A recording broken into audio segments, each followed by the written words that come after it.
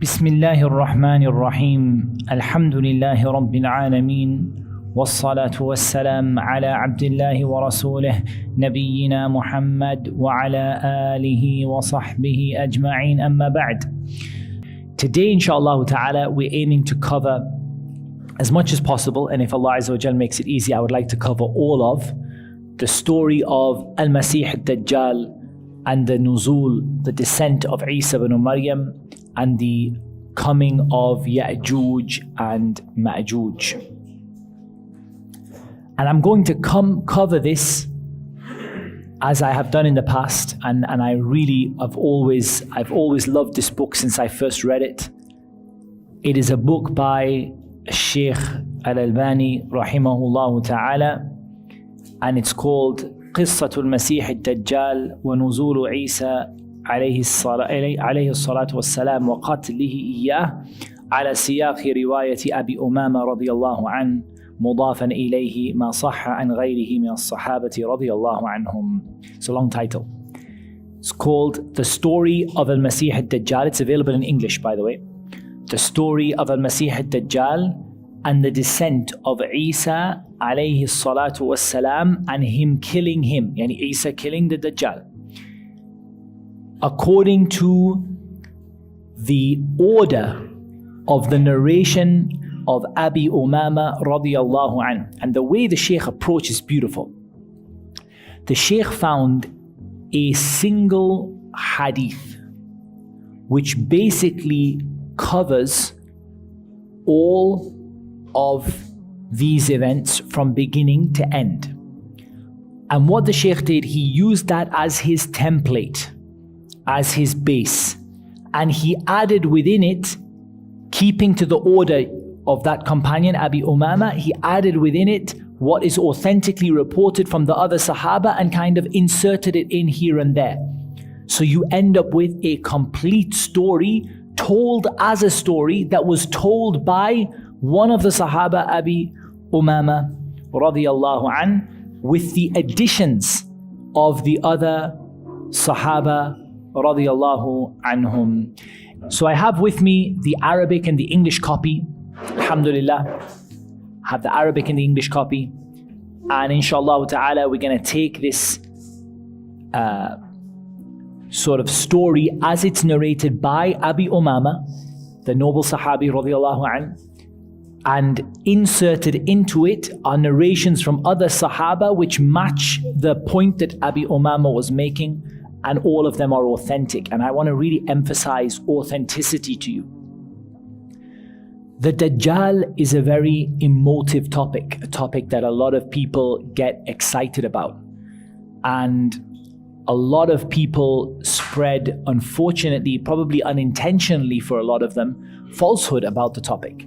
So what they would do is sometimes they will tell people about the Dajjal, or they will make a video about it, or they will write about it, and either they'll base it on fabricated ahadith, or even worse than that, they'll base it upon al-aql, their intellect, just what I think, And so you hear them saying things like, the Dajjal is a system, the Dajjal is the banks, the Dajjal is the TV, the Dajjal is, and so on and so forth.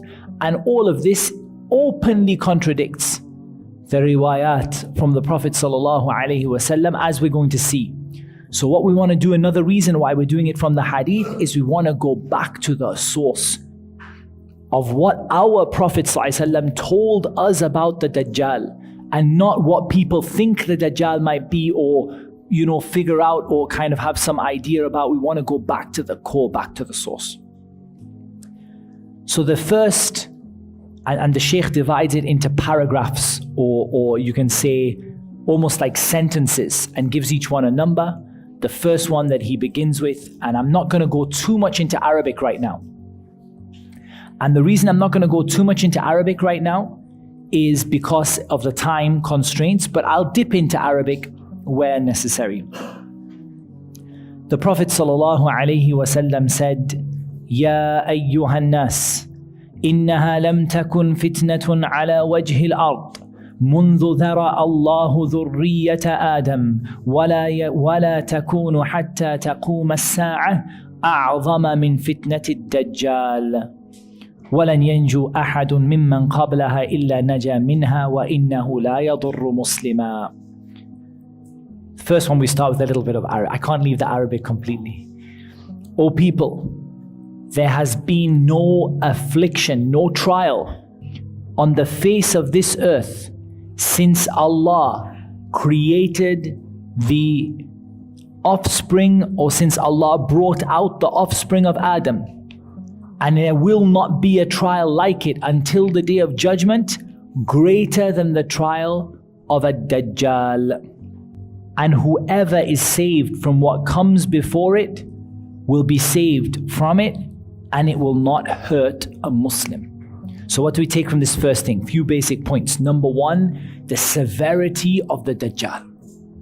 There has been no trial since Allah Azza wa Jal brought out the offspring of Adam, and there will not be until the hour comes greater than Al-Masih al-Dajjal. And add to that the Prophet ﷺ said, it has been revealed to me that you would be tried in your graves with a trial that is equal to or near to the trial of Al-Masih al-Dajjal. So think about that. That's something to think over, this trial of the grave.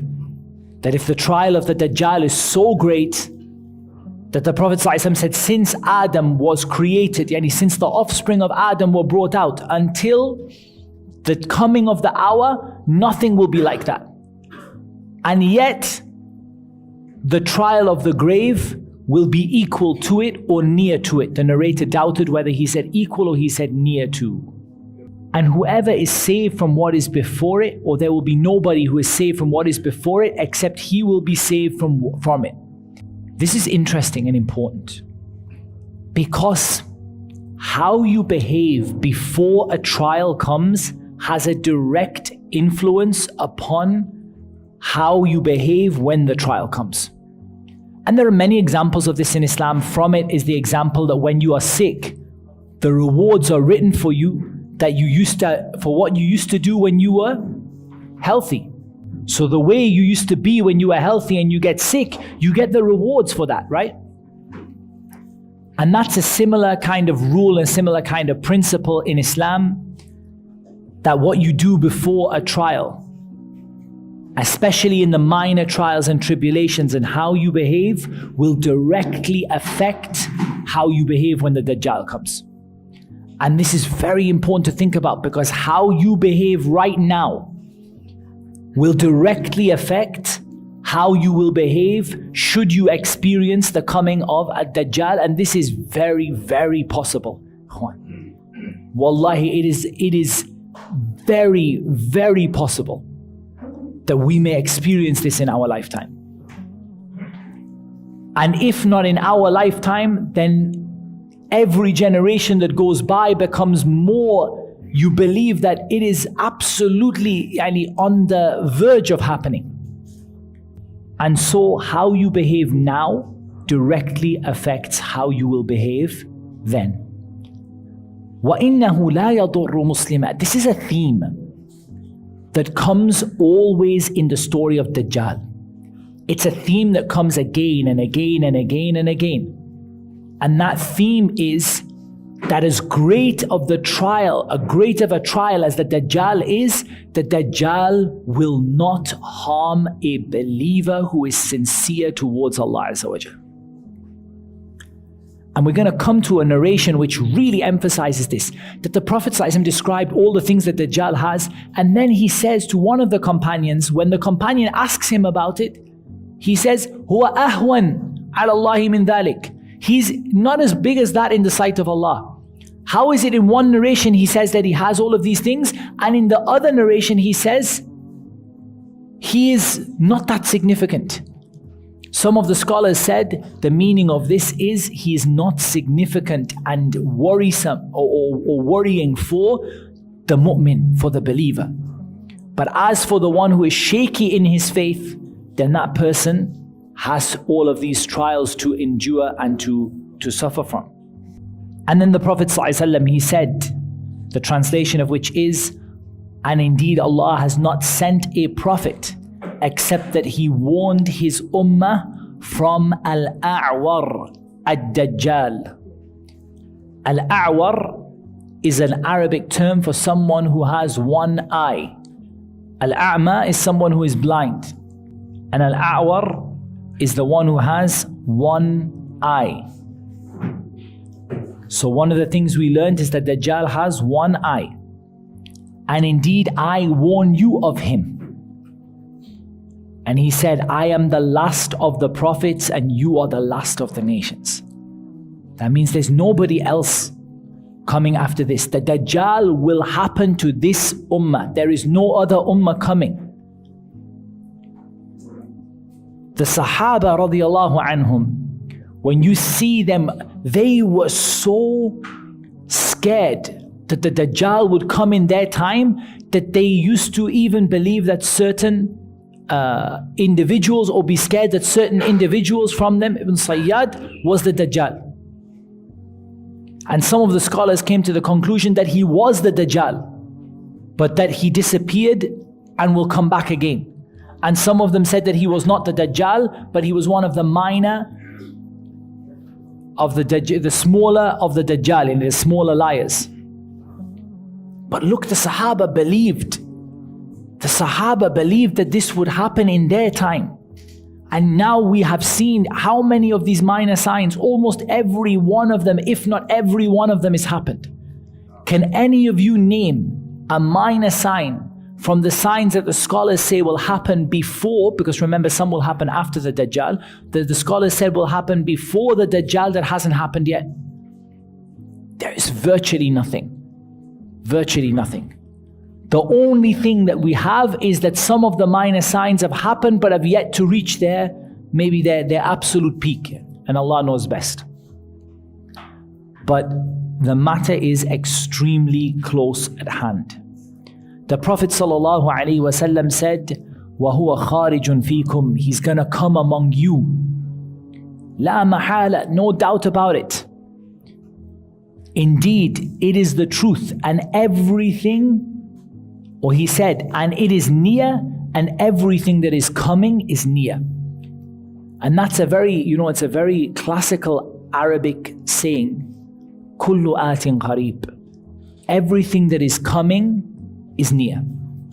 And in reality, this is true, because everything that is coming, it's like you say, oh, my exam is coming, it's okay, it's 3 months away, it's 2 months away, it's a month, I've got time. 2 weeks away, I've got time to revise, it's a month, it's a week away, I still got time, I need 3 days, 3 days away, it's 2 days away, it's tomorrow, oh no, it's in 2 hours time, it's now. Kullu atin qarib. Everything that is coming is near. Then the Prophet ﷺ said, وَلَا يَخْرُجُ حَتَّى لَا يُقْسِمُ مِيرَاثٍ وَلَا يُفْرَحُ بِغَنِيمَةٍ. He will not come out until inheritance will not be divided, and nobody will rejoice over the war booty. This we have to stop at for a second to understand it a little bit. What does it mean that no one will divide the inheritance? Or why will no one divide the inheritance? The scholars have many opinions about why the inheritance will not be divided. Maybe one that we can see very practically is even in the world today, the presence of sort of secular, non-Islamic ways of dividing inheritance has almost become the norm in many countries. How many places is it where the inheritance is really divided properly? Others among the scholars took a different view and said that there is a particular event that will happen that will stop the people being happy about the war booty. And that is a great battle that will happen, and many, many Muslims will be killed. And the battle is immediately before the Dajjal. And they said that the battle is going to be described in here. And they said that this is the reason that no inheritance will be divided, because so many people will be killed. You've got a generation of, 3 generations of people who've been wiped out. from every family. You can't find, you can't find a brother for them. You can't find a relative for them that that can inherit from them. And they said, this is why when you had such a loss and so many Muslims have been slaughtered, even when you win, how can you be content? How can you be happy with the spoils of war and be, congratulating yourselves? And others talked about the Fath of Constantinople, the conquest of Constantinople, and said that this, because they hear that the Dajjal comes at the time when it's being conquered, at that time they will not have, because of the Dajjal in their mind, they will not want to divide anything or rejoice.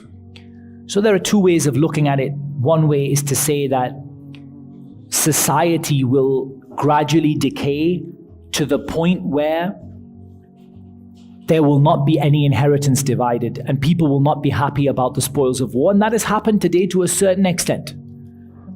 Because now we don't take spoils. Basically we don't take spoils of war. Armies don't go and, when they, kill a guy, they don't go and take his vest and his hat and his, and his 2 children or something like that, It's just not done anymore. And inheritance is slowly being, proper Muslim Sharia, Shara'i inheritance is becoming less and less. And others say that the real meaning of this is the particular battles that will happen before. The outcome of that battle will be there is no way to share the inheritance and there is no way anyone can be happy with the spoils of war. And it's possible that both are true, because many of the minor signs are signs that start off and then they reach a peak. So many of these minor signs have started, but they haven't yet reached their peak, and Allah Azza wa Jal knows best. For example, let's say being bad to your parents, uquq al-walidain. It has started, but it seems like every generation that goes by, it becomes worse. And Allah Azza wa Jal knows best. The Prophet ﷺ said, if he comes out when I am among you, then I will be the Hajij. I will be the one to argue on behalf of every Muslim. And it seems to me that the meaning of this is I will speak on behalf of every Muslim. And our Messenger ﷺ did not know whether the Dajjal would come when he was alive or not. He said, if he comes while I am alive, I will speak on your behalf. And if he comes after me, then every Muslim must speak for himself. And Allah, Wallahu khalifati ala kulli Muslim. And I leave Allah in responsibility over every Muslim. And Allah Azza wa Jal, I leave, no one else can take care of them. The meaning of this, no one else can take care of the Muslims except Allah. And nobody can take care of them. Meaning, if Allah doesn't put me as the cause to defend the Muslims and to speak on their behalf, then there is no one who will do that, except that Allah subhanahu wa ta'ala will protect whom He wishes to protect.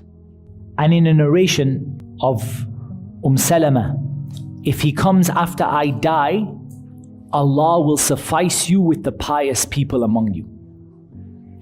Meaning that you will get support from the pious people among you. And Allah Azza wa Jal will provide you support and strengthen your iman through the pious people among you.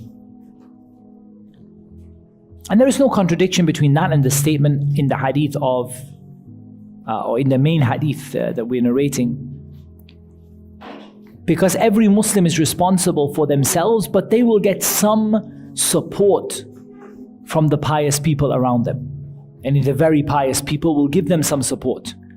But ultimately, that support will not reach the level where they will speak on behalf of every Muslim like the Prophet ﷺ would do.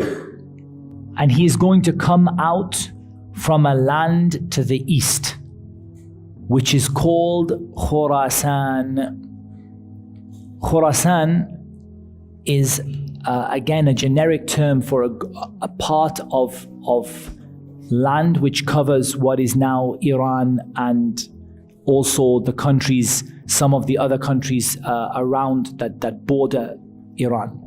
The Prophet ﷺ said, "Fi Yahudiyyati Asbahan," from the Jews of Asbahan. Asbahan is a city in Iran. Asfahan, it's called Isfahan now. The Arabic term, the Arabic pronunciation of the city is Asbahan. And there are Jews or Jewish tribes that trace their origins to Asbahan, and still until today in Iran there is a Jewish population. It doesn't say that he will come from Asbahan, but that he will be from them, or some of the scholars say he will be from them in terms of they will be his people and his supporters and his lineage. But it's not necessary that he should necessarily come from that exact city. And some of them said that he will come from that city, and there is a disagreement regarding this. Shaykh al-Albani rahimahullah ta'ala added to this. He said it is not exactly mentioned in the text that he will come out from there, but it may be that he is originally from there in terms of his lineage. That is where he comes from the lineage of the Jews of Asfahan. As though their faces are hammered shields, or shields covered with skin. There is a people who have that kind of resemblance in their faces. Certainly the sort of Mongolian type, maybe even Turkmen type of that whole area where people have that sort of, that is the description that is mentioned of them. And we covered them in the minor signs. We covered them in the minor signs, and we said that that whole sort of eastern Turkey, Mongolia, and all that part of Iran, that whole area where you have that steppe where the Tatar came from, is the place that is referred to here. From away between Syria and Iraq. So if you can see these places on the map. So it's important for you to look at where is Asfahan,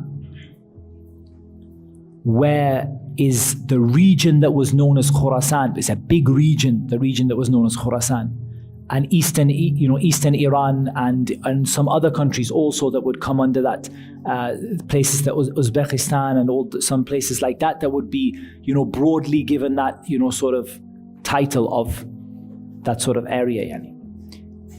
And he will come out from a place between Syria and Iraq. And roughly, we can't put the place on the dot, but if you look at the Kurdish region of Iraq, and you'll find that the Kurdish region, the Akrad, their region lies between Syria and Iraq and Turkey.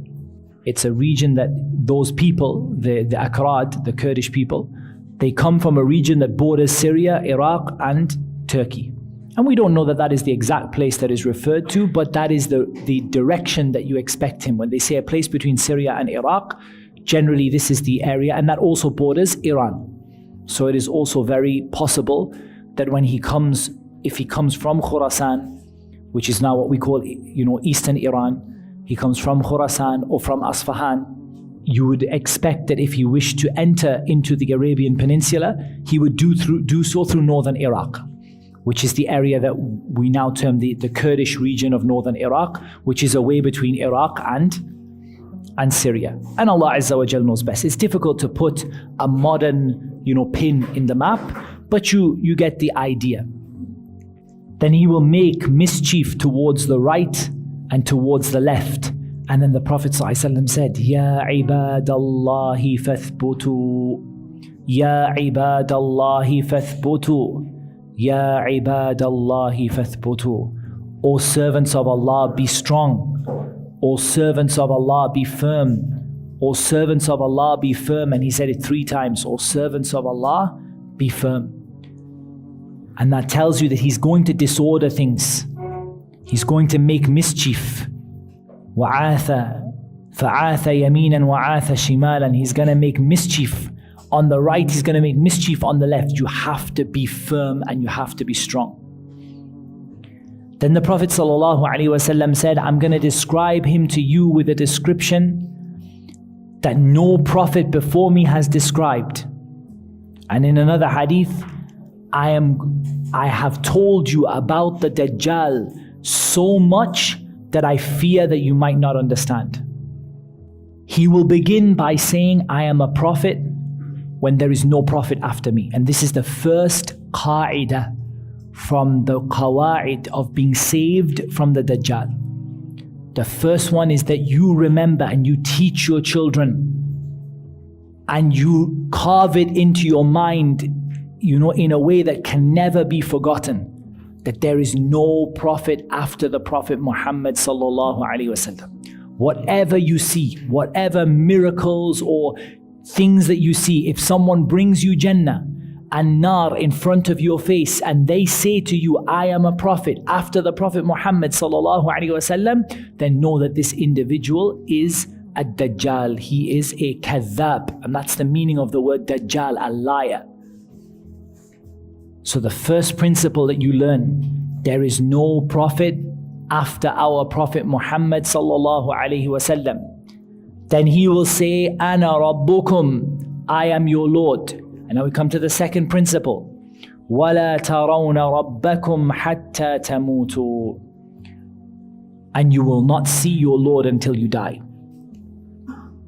Second principle. Number one, there is no prophet after the Prophet Muhammad sallallahu alaihi wasallam. Number two, you will not see your Lord until you die. As long as you are alive and someone comes to you and says, I am your Lord, it doesn't matter what he has with him and what he does and what he says, no, this is not the truth. And it's said, or it's narrated from Shaykh Abdul Qadir Jilani rahimahullah ta'ala, that the shaitan appeared to him on an arsh, on a throne, and basically made it out, that he is Allah. And the Shaykh instantly replied and instantly knew that no matter how, sort of the shaitan has made this appear, we will not see Allah until we die. And therefore this cannot be true. And then it was made clear that this is only an image from the shaitan. So this is an important principle that you stick to. You're not going to see Allah until you die. And the third principle that will save you from the Masih ad-Dajjal is that he is a'war. He has one eye. And your Lord does not have one eye. And from this is the proof that Allah Azza wa Jal has two eyes. And from this, the ulama of Ahl Sunnah affirmed that Allah Azza wa Jal has two eyes, because the Prophet ﷺ repeated, your Lord is not one-eyed. Your Lord is not one-eyed. Allah Azza wa Jal has two eyes in a way that befits His majesty and His supremacy. We can't imagine that, we can't vision it, we can't compare it to anything, because there's no way you can even do that. But Allah Azza wa Jal has two eyes. As for the Masih ad-Dajjal, when he says, I am your Lord, and you see he only has one eye, then know that your Lord does not have one eye. And we will come to other fundamental, kind of things, because in a fitna, in a trial, you'll forget the ahadith. Don't you see in the trial that happened between the Sahaba, that Ali and Al-Zubayr were both told what would happen prior to the event. And it wasn't until their swords met each other that they remembered the hadith. Because this happens, subhanAllah, in a fitna. You don't remember your hadith, you don't remember the stories you were told. So you remember that there is no prophet after the Prophet Muhammad ﷺ. And you will not see your Lord until you die, and your Lord is not one-eyed. And if you remember this in itself is enough to, even if you see Jannah in front of your eyes, it's enough to remind you, even though I'm looking at Jannah, my Lord is not one-eyed. This cannot be Jannah. I'm looking at Jahannam. This cannot be Jahannam. My Lord is not one-eyed. And I will not see my Lord until I die. So these are fundamental things that we have to remember. The Prophet ﷺ said, he is blind in his left eye. Upon it is a thick lump of skin. This dhafara is a growth. Shaykh al-Albani himself explains it. It's a growth that comes somewhere from the eye, and it can cover the eye, or it can partially cover the eye. In the case of a Dajjal, it completely covers his eye. So it's like a growth of skin that is growing from somewhere on his eye that has basically closed his left eye. His right, or he said his left eye, it will be green as though it is a shining star, and a bright star. His right eye will be like a floating grape, neither protruded nor deep-seated. And the meaning of that is his right eye will be a normal eye, neither will his eyes be coming out from the sockets, nor are his right eyeball is not deep into its socket. It is in the middle, like a grape that you float on the water. Half of the grape is showing and half of it is under the water. Neither protruding, sticking out, nor is it deep-seated. Then the Prophet ﷺ said, whatever is hidden from him to you, whatever you don't know about him, then don't let it be hidden that your Lord is not one-eyed. And he repeated it 3 times. He said, whatever is hidden from you about the Dajjal, meaning whatever you don't know about him, or whatever you forget about him, or whatever you don't remember about him, then don't let it be hidden that your Lord is not one-eyed. Whatever you know about him or you don't know about him, don't let it be hidden that your Lord is not one-eyed. Then the Prophet ﷺ said, and he will walk on the earth, and the heavens and the earth belong to Allah. So whatever you see from him doing in the heavens or the earth, and he will walk on the earth, and he's a human being from Bani Adam by the consensus of Ahlul Sunnah. He is a human being from Bani Adam. And this human being from Bani Adam will walk on the earth. But you remember that the heavens and the earth belong to Allah. He will be a young man, a shab. And a young man, generally the scholars mention, is under 40 or under 35 years old, some of them say, to be described as a shab. You have to be around that age, with twisted hair or curly hair and a floating eye. I don't want to say curly hair, but twisted hair and a floating eye. I compare him to Abdul Izza ibn Qatan. He is short, hen-toed with curly hair and white. And white here, and we have to be a little careful with how the Arabs describe skin color. They have some quite unique ways of describing skin color here. So that needs some further research into this word, hijan or hajan, what it refers to, and exactly the skin color that is there. Because the Arabs have very, someone who is fair, they might describe them in a certain way, even if his skin, to us, we might call it dark, depending on. So we have to do some research on that particular word, and we'll try and read you what some of the scholars say about it, inshallah, if we have time. He is a man. He is a man. The Prophet ﷺ called him a man from Adam, with curly, thick, twisted hair.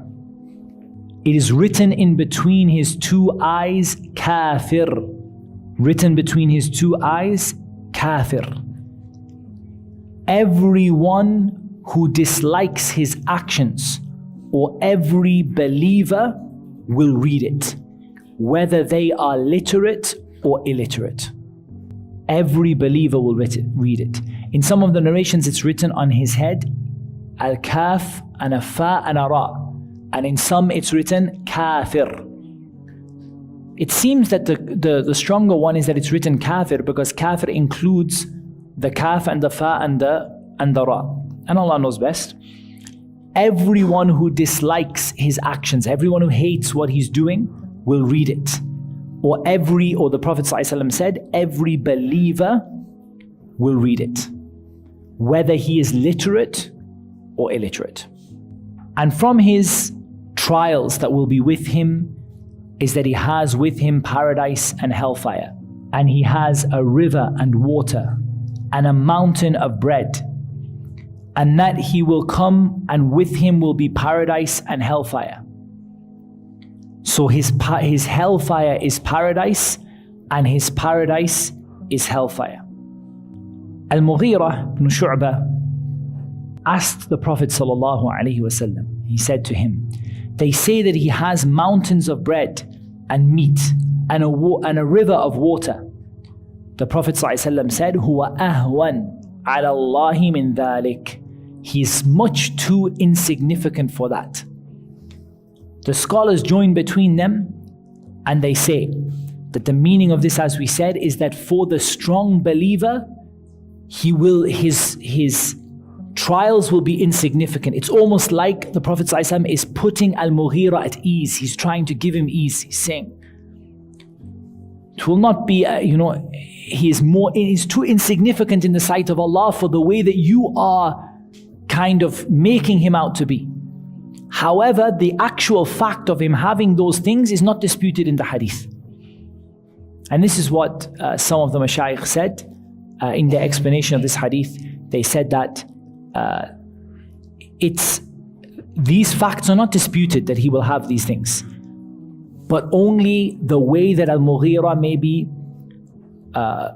sort of considered or felt that the Dajjal was such a big sort of trial because of those things he will have, and the Prophet ﷺ sort of gave him some relief and some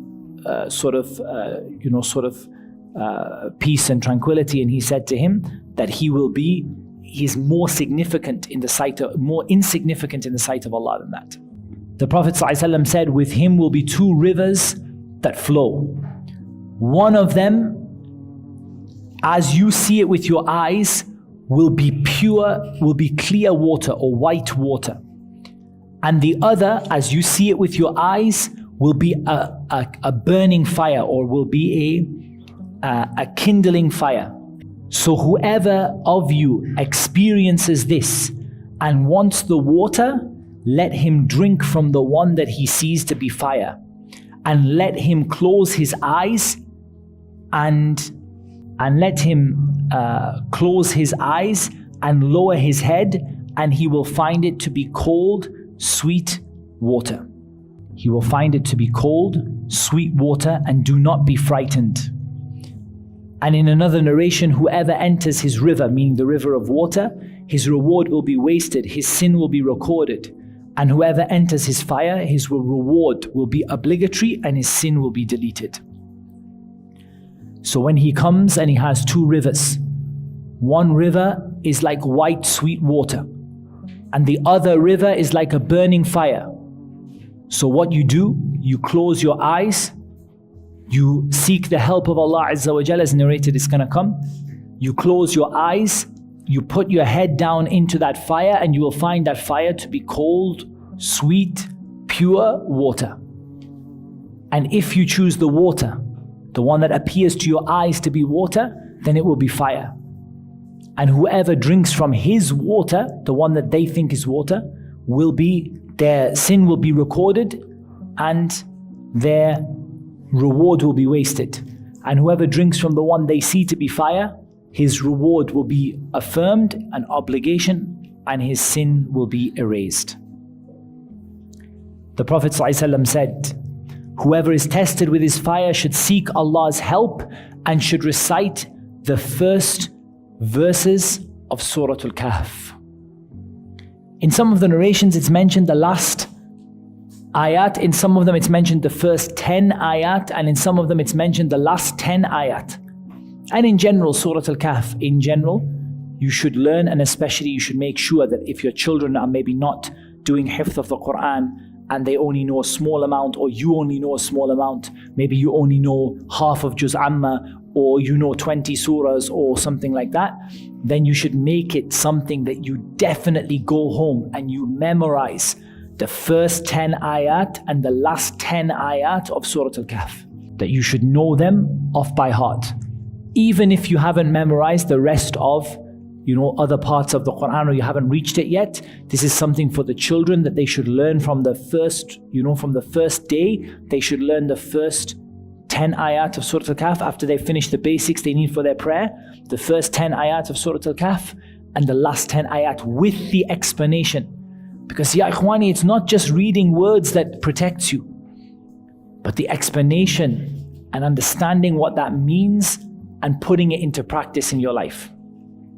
And from his trial is that he will say to a Bedouin, do you think if I raise your father and mother alive, will you bear witness that I am your Lord?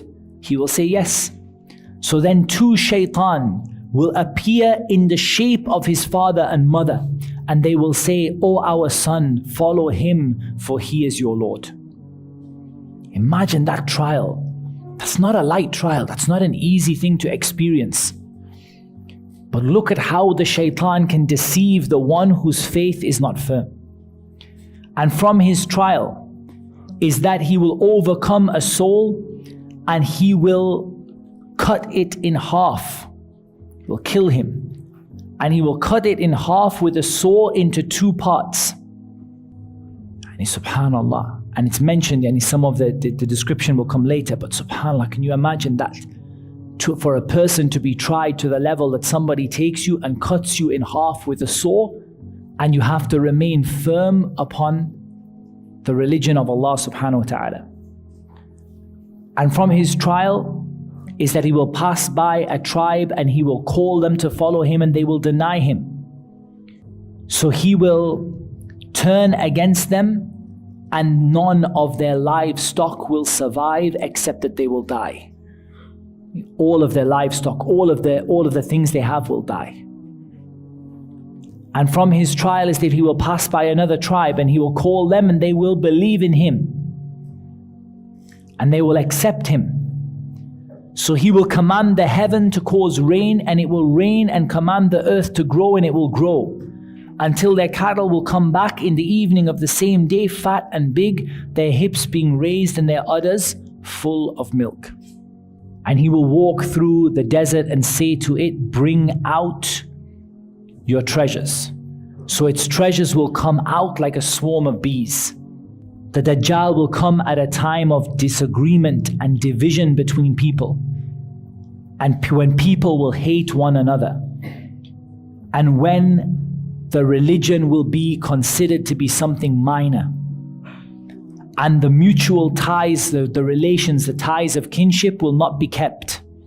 He will go to every watering place, and the earth will shrink for him like the skin of a ram is wrapped.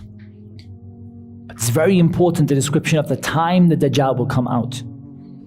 A time of ikhtilaf, and furqa, and bughd, and khiffa min ad-din, and su'a dhat al-bayn. A time when there will be ikhtilaf, a lot of disagreement. And people will have broken up into sects and divisions. And people will hate one another. And religion will be considered to be something very minor. And the ties of kinship will not be kept. It certainly seems to us that our time could fit that description to a certain degree. Now comes the discussion of the battle. Now comes the discussion of the battle. And the battle, and I'm not going to go on for too much longer, I'm just going to take as much time as we need, and if we don't finish, we can continue in the next time, inshallah. We now come to the description of the battle that will precede the coming of the Dajjal.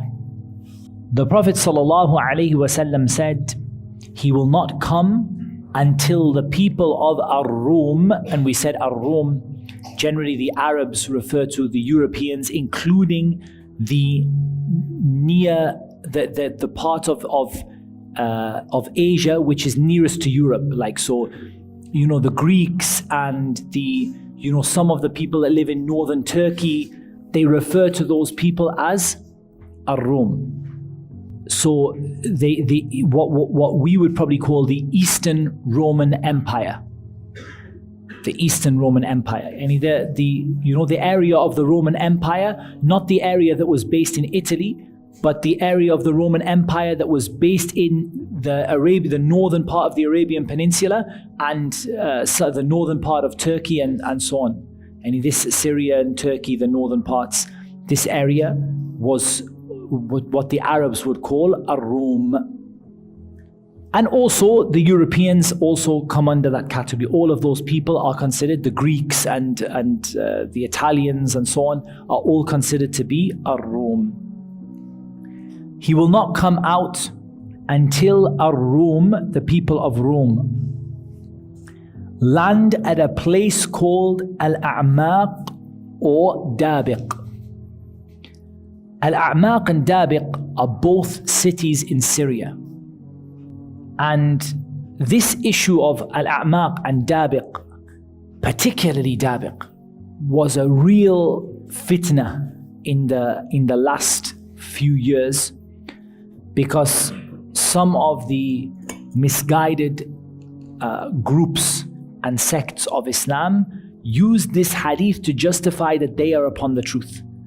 Because they said, we happen to be in control of Dabiq and the Rome are coming to get us, and therefore we must be the people that will fight the Dajjal. When in reality they are the people that will host the Dajjal, as the Prophet ﷺ said that he will come from among the Khawarij. So be careful about looking at only one riwayah or one aspect and judging the situation based on that, or rushing to judge a situation. Perhaps some young people might have gone out to join this particular group because they heard this hadith.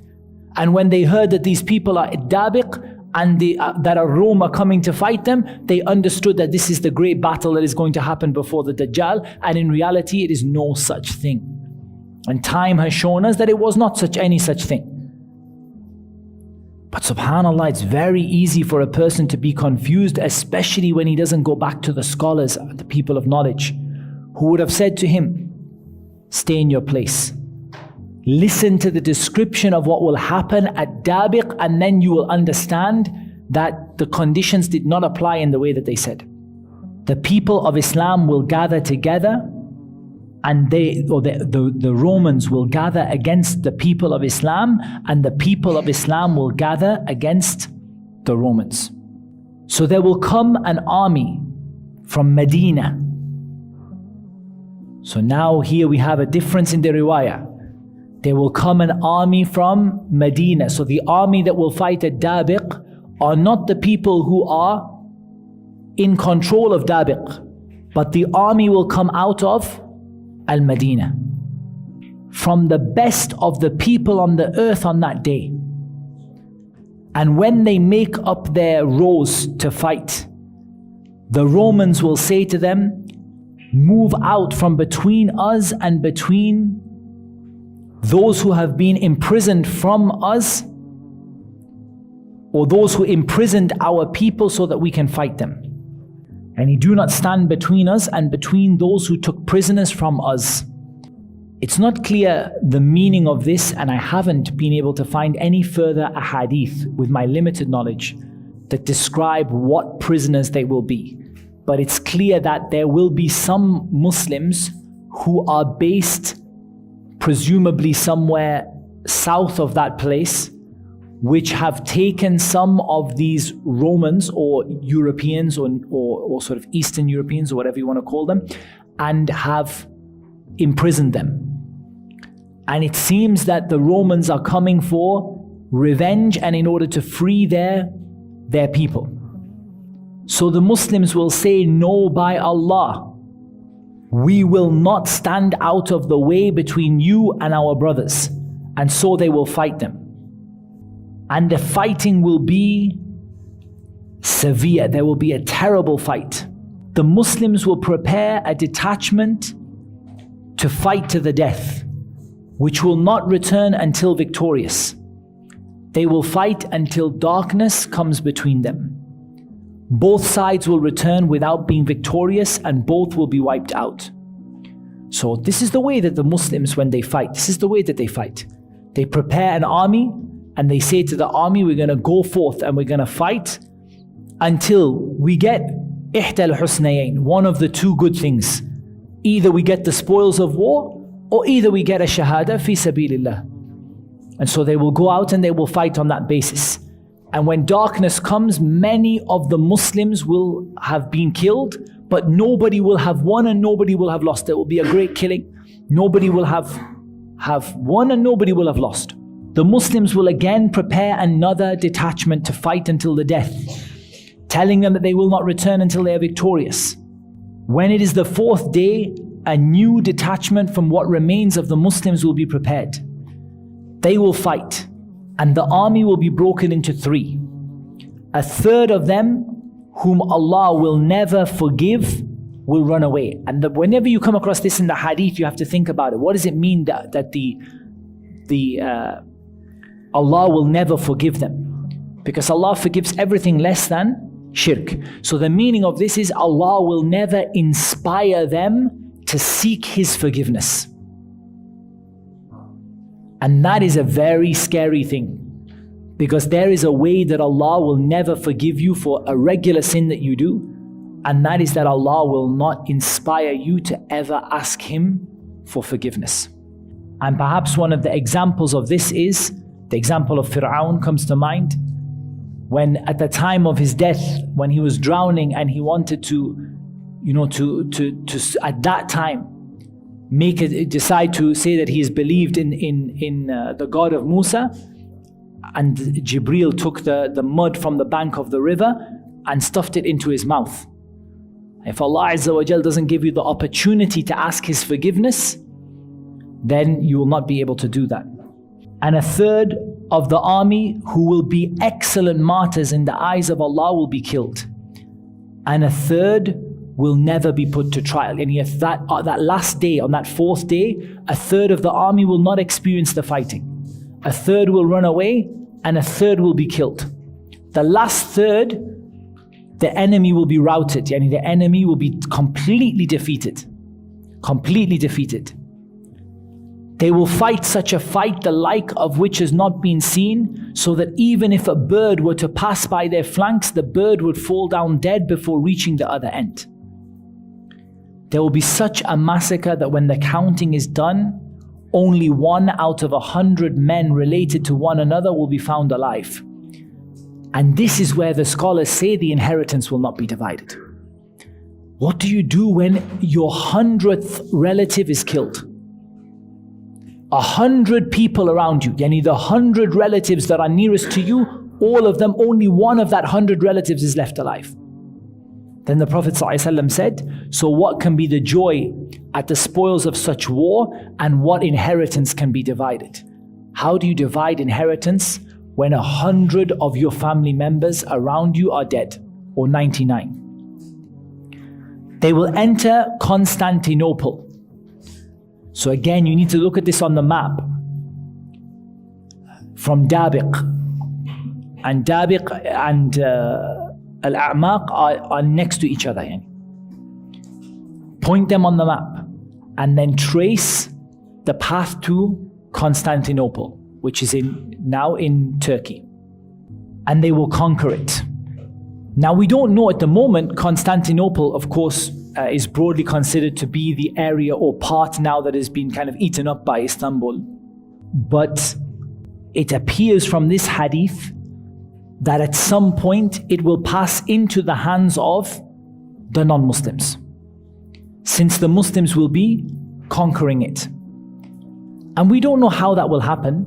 And also, it's not necessary that that should happen a great amount of time prior. I mean, again, we have no evidence, but I'm just going to paint you an idea just to show you how you might have thought of it wrongly. Like someone may, we've got plenty of time. Constantinople is still, in control of the Muslims.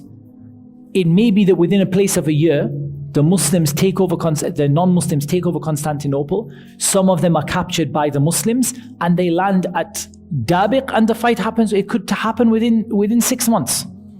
And so it's not a proof that because we don't quite see the situation to be as it is described, that we have a very long time left to wait. The Prophet ﷺ said, "You have heard of the city one side which is inclined and the other is on the coast," meaning Constantinople. They said, "Yes, O Messenger of Allah." The Prophet ﷺ said, "The last hour will not come until 70,000 people from Bani Ishaq will attack it," yani Bani Israel. "When they land there, they will neither fight with weapons nor shower arrows, but will only say, La ilaha illallah, Allahu Akbar, and one side will fall. Then they will say, La ilaha illallah, Allahu Akbar, and the other side will fall.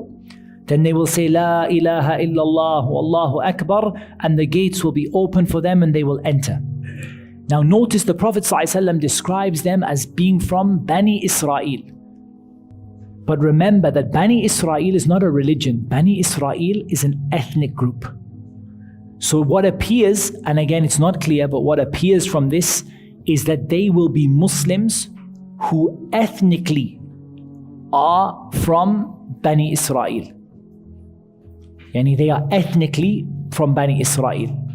And that is not something that is surprising, because as we know, even the term Jew applies to two, or Jewish applies to two separate things.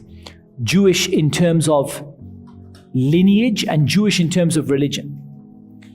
And they always mix these two up, so that when you criticize something about their religious beliefs, they say, "Oh, you're racist. You're insulting a race of people."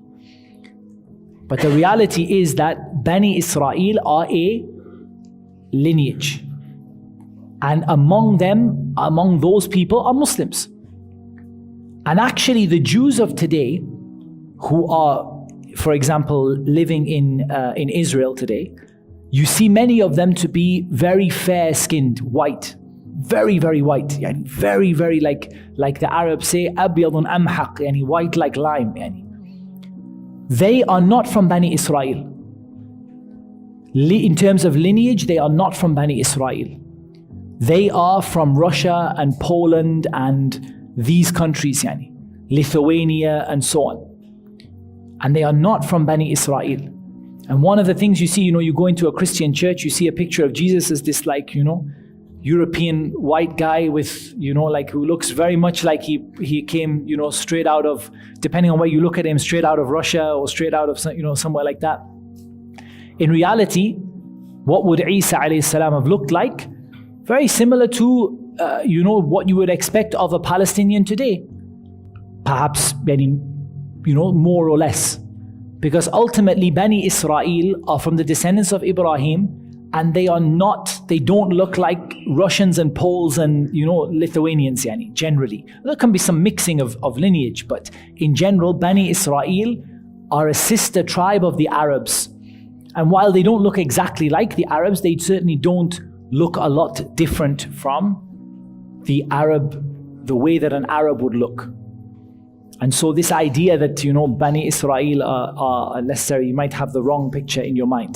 And many people may come from a lineage of Bani Israel or Bani Ishaq. And maybe there's another explanation for the hadith. But what it appears is that these people from Bani Ishaq will attack it. And it seems that those people from Bani Ishaq will be Muslims.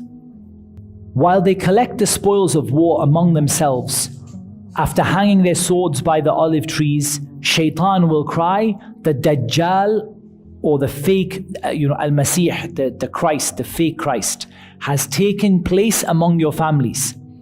They will drop everything in their hands and they will rush out, but it will be of no avail.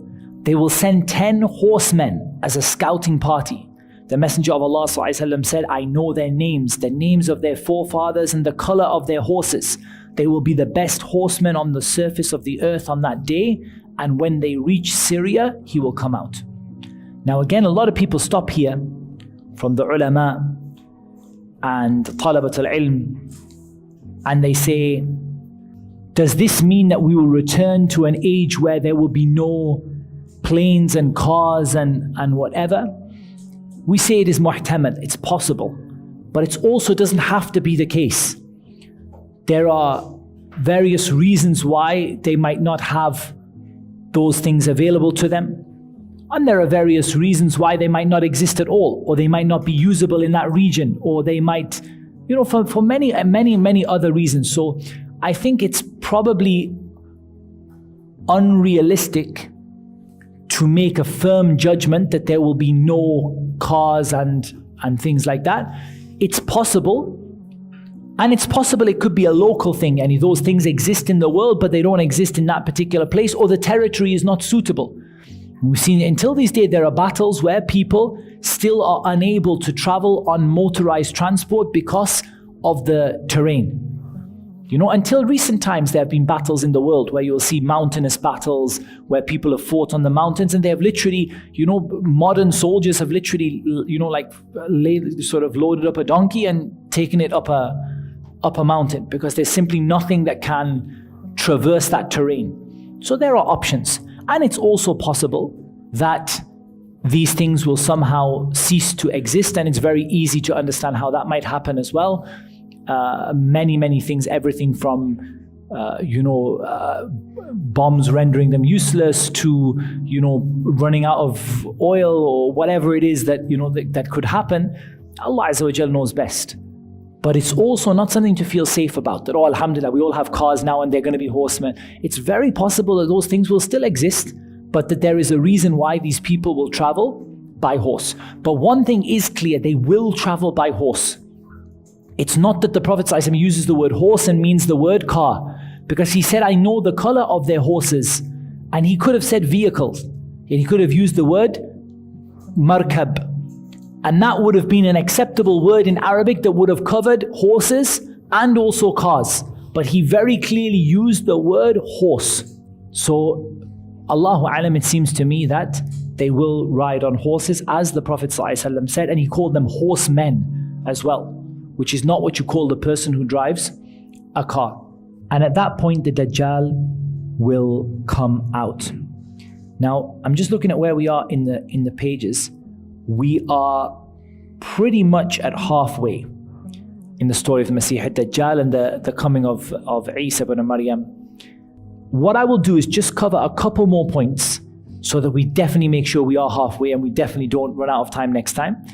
The Prophet ﷺ said, no place of the earth will be left except that he will tread it and overcome it, except the mosque of Makkah and the mosque of Medina. Or it said Makkah and Medina, and At-Tur and Masjid al-Aqsa. So here it's important that the Prophet ﷺ, the narrations, some of them mention the masjid and some of them mention Makkah and Medina as a whole. But what is mentioned in this narration is the masjid of Makkah, the masjid of Medina, At-Tur, which is Mount Tur, and the Masjid al-Aqsa. His time will be 40 days. One day like a year, one day like a month, one day like a week, and the rest of the days will be like your days.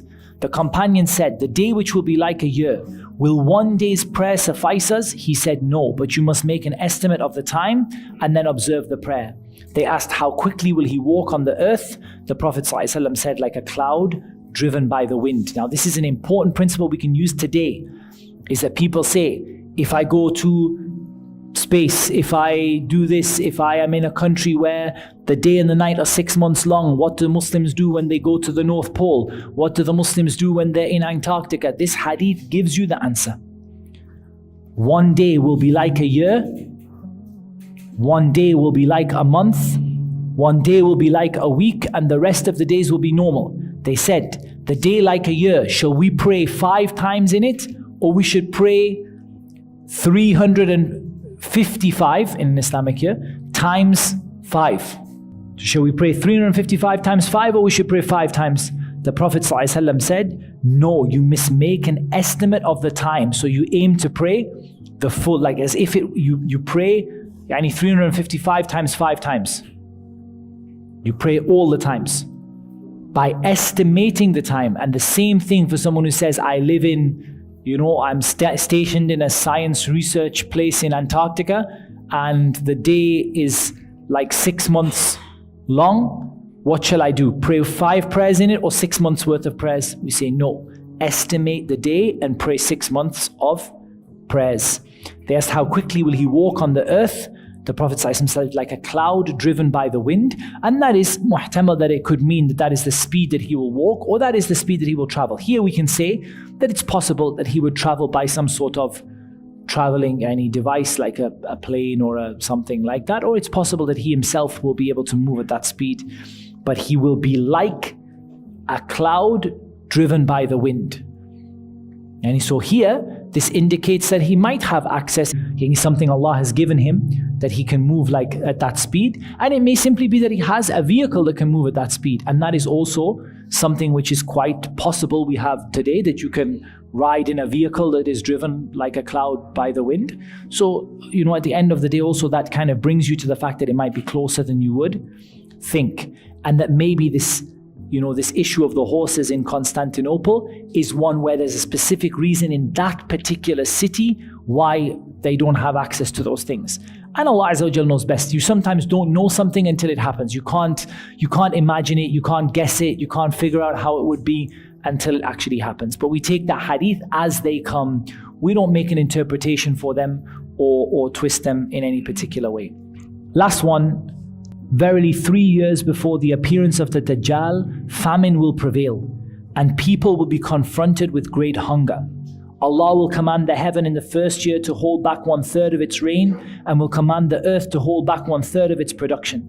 In the second year, He will command the heaven to hold back 2/3 of its rain, and command the earth to hold back 2/3 of its production. In the third year, Allah will command the heaven to hold back all of its rain, even a single drop will not fall. And He will command the earth to retain all of its production, and it will grow no greenery. No animal having cloven hooves will remain except that it will die, except that which Allah will. It was said, how will the people live in that time? He said, by saying, La ilaha illallah, and Allahu Akbar, and Subhanallah, and Alhamdulillah. This is something that is a clear sign before the coming of the Dajjal. This withholding of the rain and the famine that will strike the earth. However, it's not clear whether the earth here refers to the whole earth or it refers to the Arabian Peninsula, because you can call the word ard, you can use it for the earth that I'm in right now, like the land I'm in right now, or you can use it for, the whole world. It's not clear to me which of the two that is. But there will be a serious lack of rain, and subhanAllah, every rain season that comes in the Middle East, I worry. I am like, how much did the rain fall? Did the rain fall enough? Did the rain fall enough? How much did the rain fall? Because wallah, one of the signs of the Dajjal coming is that the rain will not fall and the earth will not produce its normal production. And then in the second year, it will be even worse. And in the third year, nothing will fall at all. So subhanAllah, when the rain falls, you thank Allah Azza wa Jal that still there is something left, there is some time left.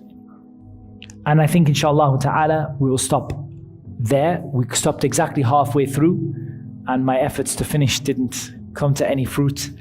In 2 weeks' time, inshallah ta'ala, we will cover the remaining half. Bi-idhnillahi tabaraka wa ta'ala. والصلاة والسلام على نبينا محمد وعلى آله وصحبه أجمعين. سبحانك اللهم وبحمدك أشهد أن لا إله إلا أنت أستغفرك وأتوب إليك.